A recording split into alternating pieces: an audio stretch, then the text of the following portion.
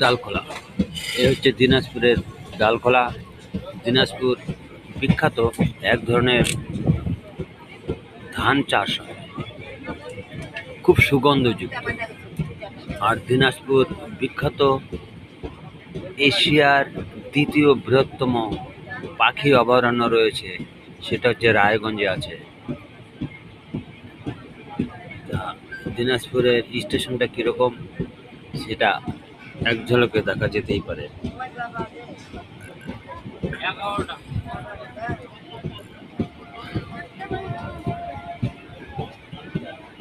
Kanchenjunga train থেকে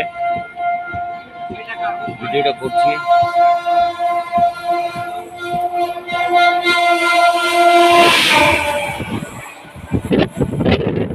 DRF এর গাড়ি চলে, অফিসারদের গাড়ি চলে।